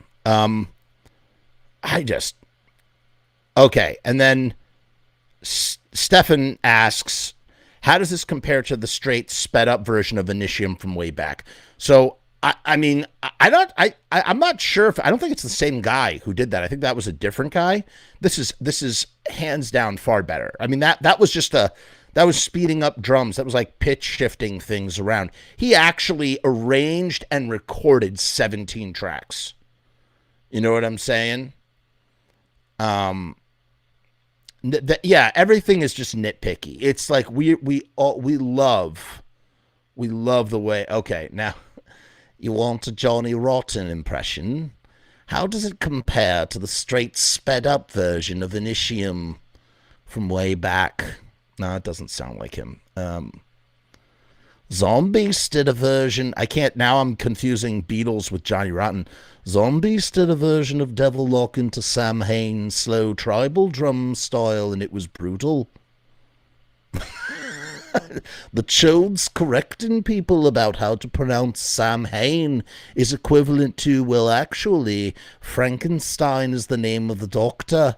And did you know Xmas is pagan? Like most people know this already. Yeah. Yep. Yeah. Yeah, you're right. It's more snotty. That's the problem. Now we need a full Rick James album done in Danzig style. I would love that. Check out my channel. We clipped up when we had Jerry Montano, who's the bass player on Circle of Snakes. He was on. He told a really fun story about how Glenn Danzig and Rick James spoke on the phone once, and sort of talked about doing a track maybe in the future. I mean, who knows what could have been, No, Yoko, I don't want to start a band. George Harrison, yes, this is more my George Harrison accent. And then here's my Paul. Ready? Paul is like this when I need something to read. It's easy. You're thinking more about what you're reading than how you sound, so it's easier to do it. All right, here's my Paul. Thank you for you like my George Harrison impression. Here's my here's Paul. Ready? Hold on. I need. All right, I'm going to use ballads thing. I co-sign this fully. Great job. I give it a 9. I give it a 9.5 as it capturing the... No, I messed it up. See, I'm thinking about it too much. I co-sign this fully. Great job. I give it a 9.5 as far as capturing the production and atmosphere. The 0.5 is for the balls as big as church bells it took to do this. Sometimes. I need a Johnny Rotten interview. Okay, this might be comment of the night right here. This might be comment of the night. Wait, where is it? Imagine Yoko doing Banshee vocals in Black Aria 3. Why doesn't this show comments? There we go. Yoko. Oh, sorry. Don't want to wake up my children. Yeah, you're right. I'm missing the Paul. Paul goes, do. So we went down. So, John, he was from Menlove Avenue, and he had this place. It's called Strawberry Fields Forever. He had this place called Strawberry Fields, and that's where he wrote his song, Strawberry Fields Forever. See, I did an answer song. It's called Penny Lane. No. It's called Penny Lane. Do. Oh, man. I really want to do the Johnny Rotten, Marky Ramone video. I want to do a breakdown of that video. Like, I've been wanting to do that more. Like, commentary on videos, like famous videos from the internet. That's what I really want to do. I think that would be really great. Yes, Yoko doing Diablos 88. Do, and then she's just like in the background going, and then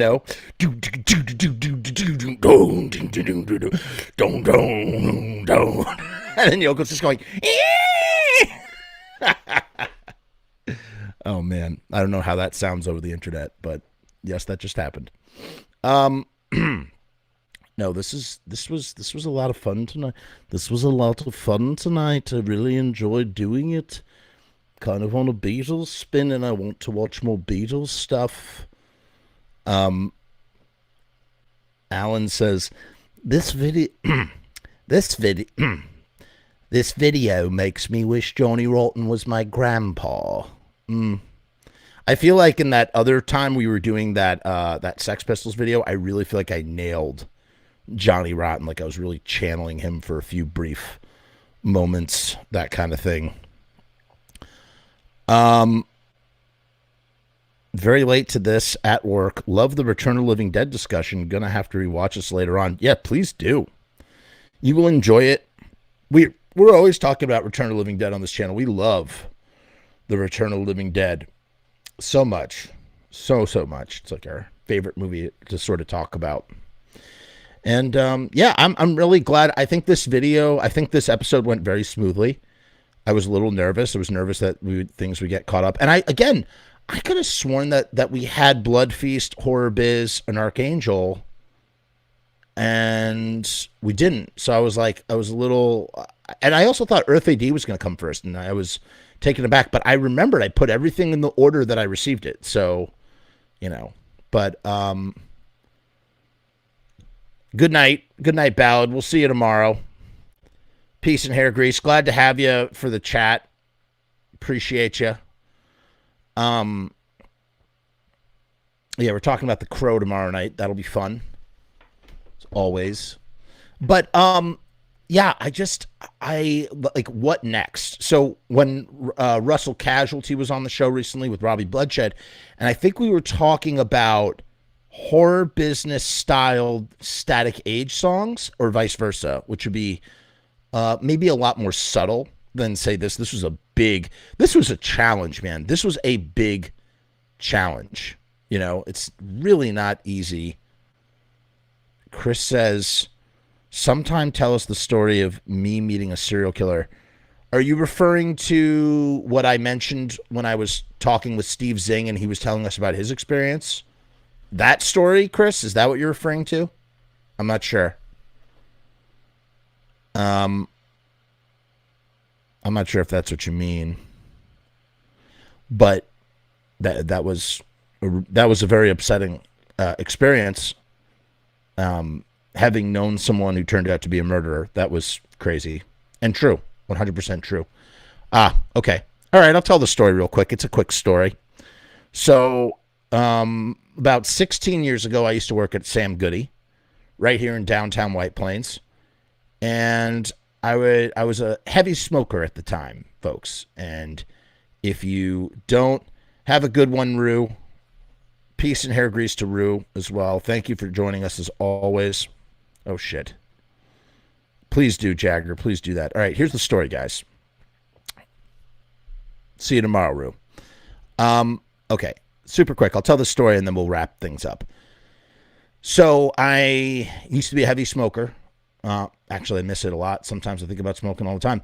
Funny thing, when I was a cigarette smoker, I weighed about 100. Could you imagine me weighing 140 pounds? I don't know how much I weigh now. Way over 200 now, probably. Something around there. I don't weigh myself because I'll just cat of nine tails. It's just like glutton for punishment. I don't know how much I weigh now.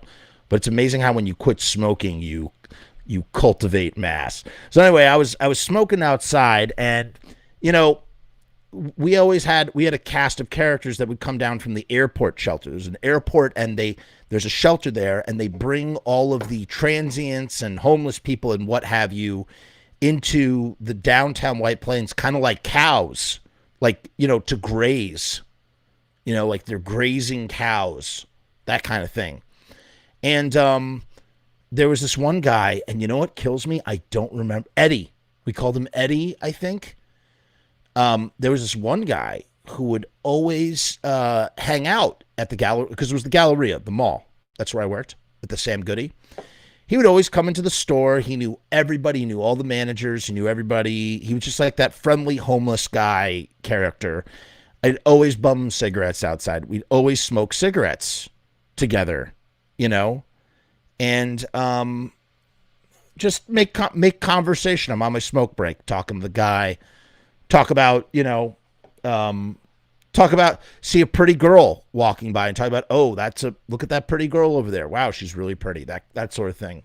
Just what you do, making small talk and whatnot. He used to get rides from one of the managers that worked there. She was a few years older than me at the time, and she used to give him rides and stuff around, and he'd always come in, and he'd come in to bum cigarettes to the store as well. He was never a nuisance. He never overstayed his welcome, and he never gave anybody a harsh vibe at all. He just was like I said, eccentric, kooky, homeless guy that you smoke cigarettes with. And then one day he just disappeared. Completely disappeared. Around the same time, I park in the parking lot. I'm driving 94 Toyota Camry, purple Toyota Camry. I'm late to work. I'm rushing to get there, and I go to park in my space on my parking level. I park in the same space on the same level as you do when you get accustomed to where you work. You find a spot that works for you, and you park there every day. So today I can't go up there because there is yellow police tape sort of blocking the entrance. There's cop cars. They turn me away. I get into work. Someone goes, "Oh my God, someone was murdered with a butcher knife that was stolen from Sears." So someone stole a butcher knife from Sears and then murdered this woman in the parking lot on the floor right next to where I park my car every day. Now, right across the street from the Galleria is the White Plains Courthouse. Matter of fact, that's where they filmed scenes from The Departed. They film a lot of movies in White Plains. They filmed the scenes from The Departed. We saw Leonardo DiCaprio and Martin Scorsese about a year later over in that area shooting. So this was about a year before that. But they have paralegal buildings and stuff over there. So she had parked in the Galleria, I guess, or at least was eating lunch at the Galleria or something.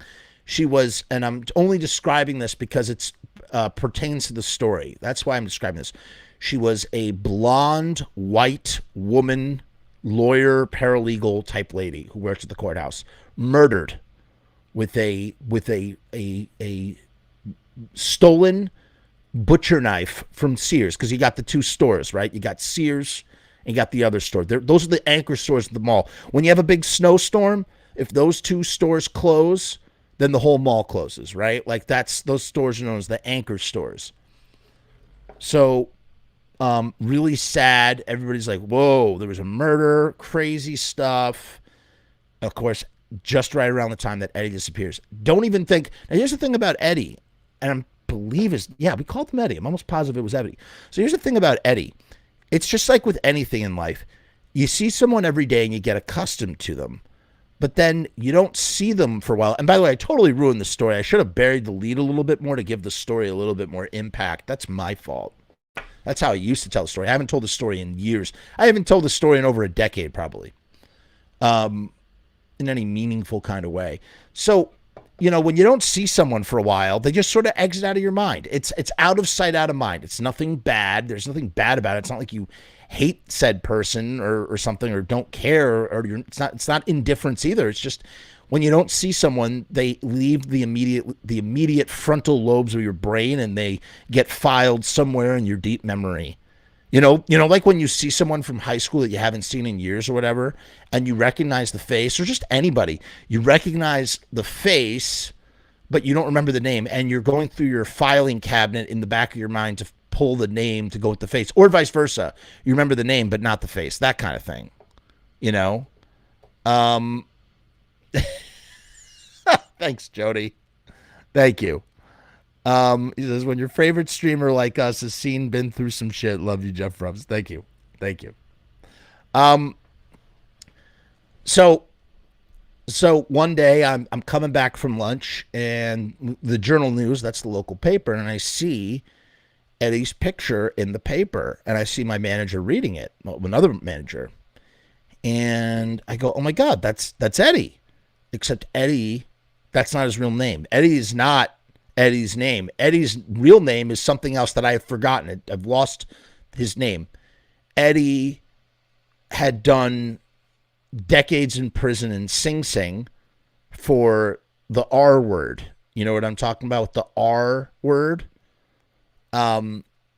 He had done that, and that had landed him in Sing Sing, violent crime as that.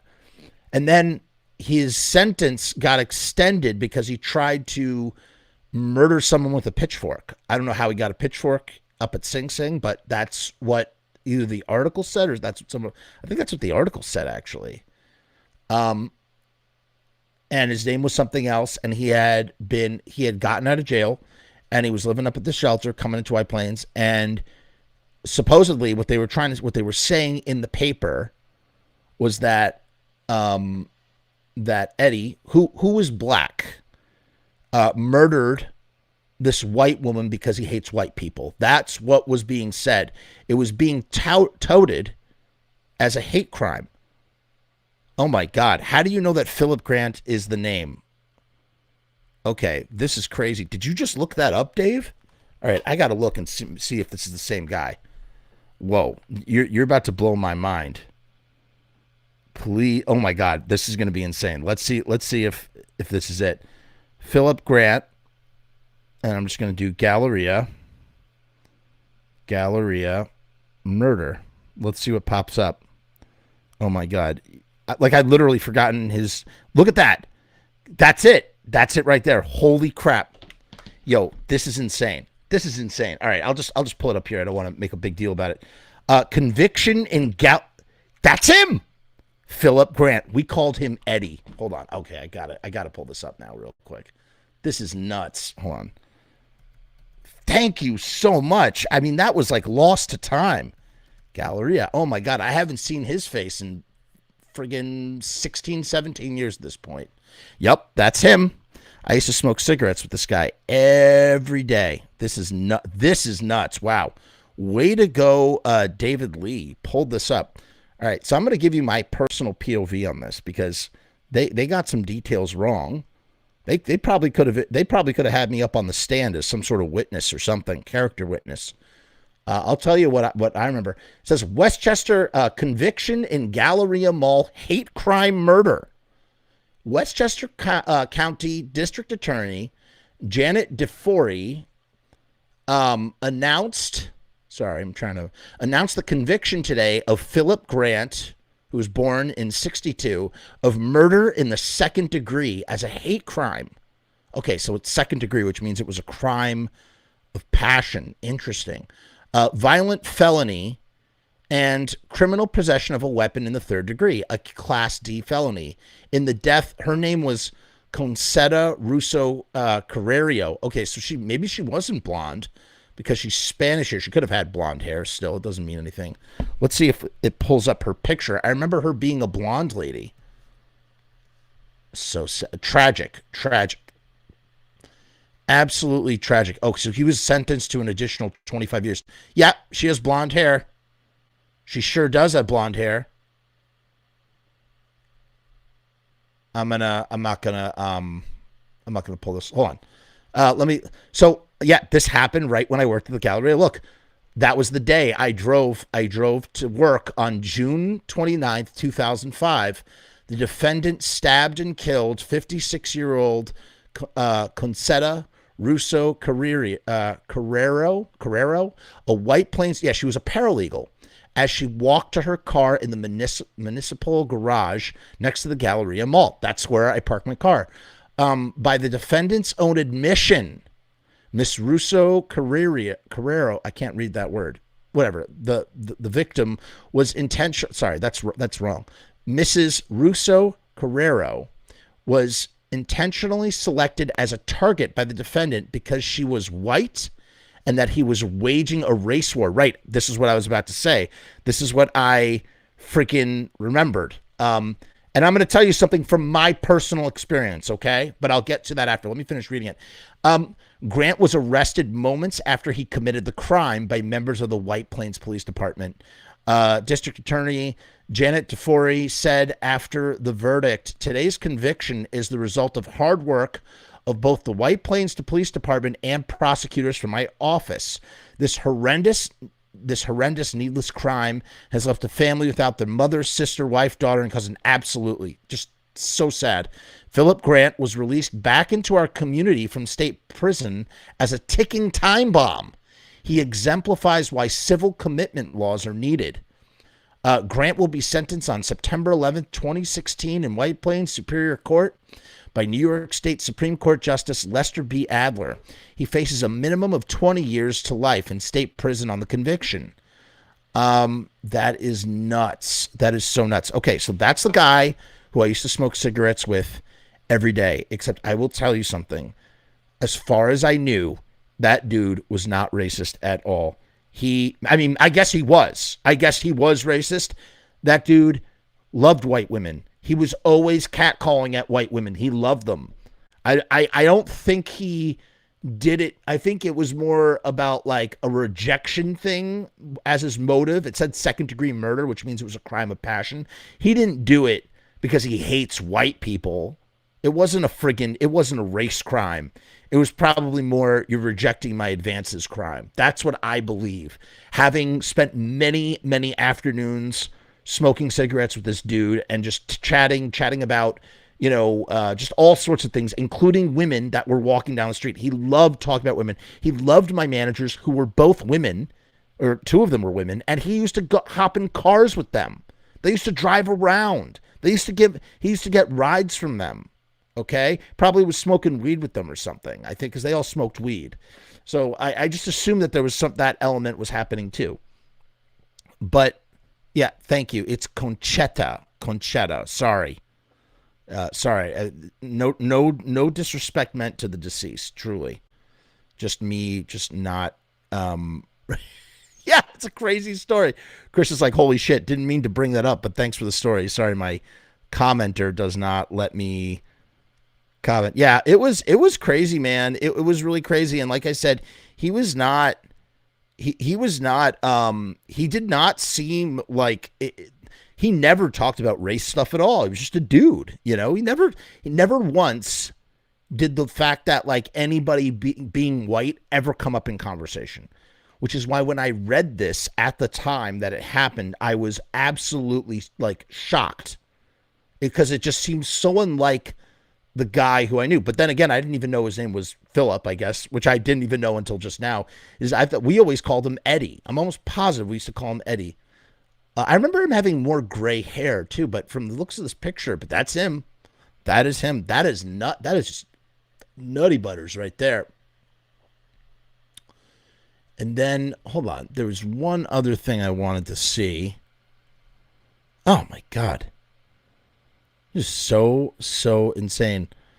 Looks like John has a story too. He says Joel Rifkin dismembered and disposed of a small person prostitute in the dumpster right outside my office building when I was working in Hackensack around 1990.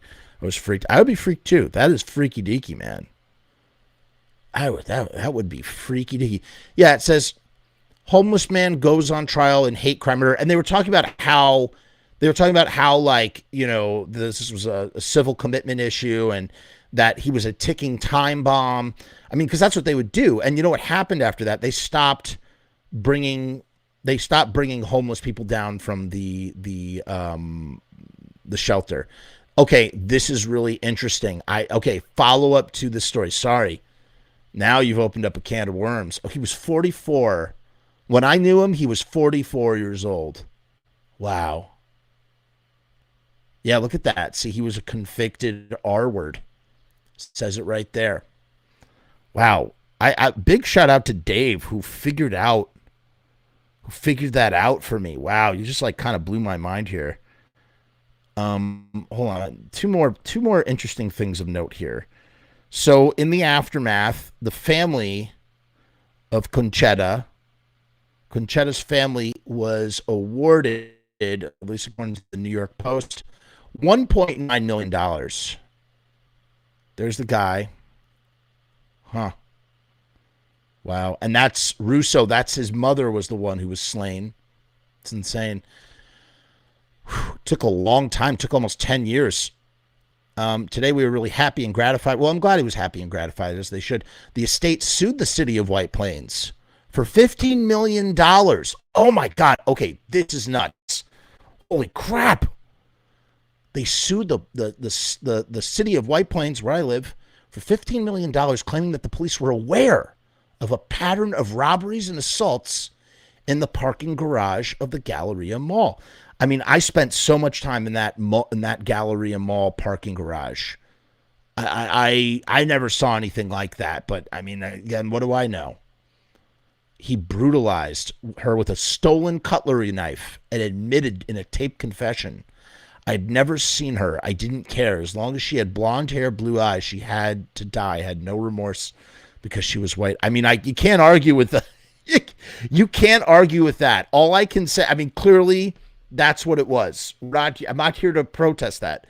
But what I will say is that is just so out of like left field, because he never ever let on. And all the times, and I probably knew that guy 6 months, 8 months, 12 months. I mean, I knew him for a long time. Smoked a lot of cigarettes with him. You know what I'm saying? Really weird.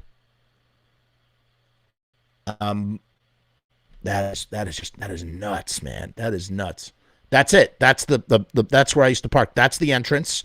And this was closed off by yellow tape. Look, they got a picture. This is the Galleria Mall. That's the parking garage. And that's where it happened.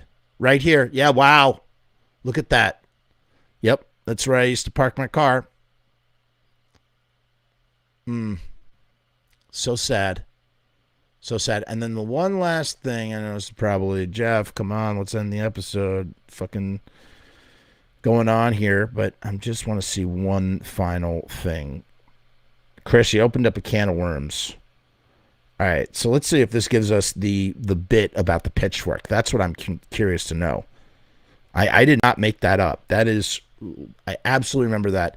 So this is from June 30th, 2005. Ready? So this is a couple days after the murder.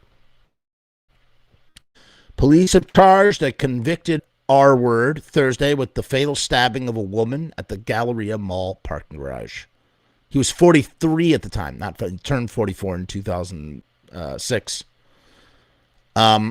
Oh my God, I'm not even going to read the description of that. It's just so sad.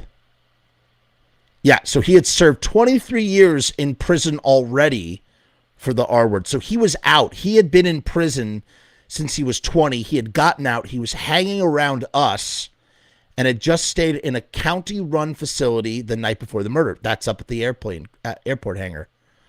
This information reinforced Westchester District Attorney Janine Pereiro's efforts to track violent offenders. Yeah, that's it. So, guys, I hope you enjoyed this episode. I thoroughly... Yes, it was in 2005, Amy. That is correct. this was a great episode. Really enjoyed myself. Join us tomorrow night. We'll be back here again streaming live because that's what we do. I don't know if you're aware, in addition to everything I told you about, remember, riotstickers.com if you need stickers. Check out all of the information in the description. Use get 50% off with the promo code Frumess. I've used these stickers. They are phenomenal stickers. You can't go wrong with them. As always, we say peace and hair grease. And also, if you are a Patreon member, there is a special surprise coming for you on December 23rd. Exclusive to Patreon members only if you are the YouTube casualty variety. So make sure to sign up for the Patreon. What is the Patreon exactly? What is the Patreon? Hey guys, what's going on? It's Jeff. So I've decided to make a Patreon. What is Patreon? I don't know how to define a Patreon. Let me look it up. Patreon is a membership platform that makes it very easy for creators to get paid for the things that they're already creating. I want to do it full time. I want this to be my full-time job. In my efforts to make that happen, I've set up this platform. Is it going to work? Is it going to be successful? I don't know, but I would rather try and crash and burn than not try at all. The goal is to create enough passive revenue so that I can continue to do this full-time, uninterrupted. Why? Because I love to do this. I love creating content. I love making videos. I love shooting films. I love doing podcasts. In case you couldn't tell, I love to talk and I never shut the fuck up. So right now I've kept the Patreon incredibly simple. There's 2 tiers, and that may change in the future. The Murdergram is a simple way to extend support for all of the hours and hours of free content on the channel for nothing more than $1. 38 cents goes to Patreon. What's $1.38, eh? It's less than a cup of coffee, but it's a great way that you can show support for very little effort. When you divide that $1.38 by the hours and hours and hours of time spent listening to this endless drivel of content, the dollar cost average works out. Next up is the YouTube casualty for $6.66. The YouTube casualty is loaded to the gills. Enjoy the archive ad-free, as well as ad-free early access to special docu-style podcast videos, music reaction commentaries, and the like, a month before they drop on YouTube, loaded with ads, I might add. You're also going to get exclusive content and behind-the-scenes content that is not available on YouTube or anywhere else. So you get to peek behind the veil. And believe me, there's a couple of choice pieces. Most of all, more than anything, whether you join the Patreon or not, I just want to thank each and every one of you that comes to the channel, that watches all the shows, that leaves comments, that participates, that subscribes. That's really the most important thing. This is just trying to find a way to earn a living as an artist. And with that, thank you for my TED Talk. Join the Patreon because we need you! 66 cents.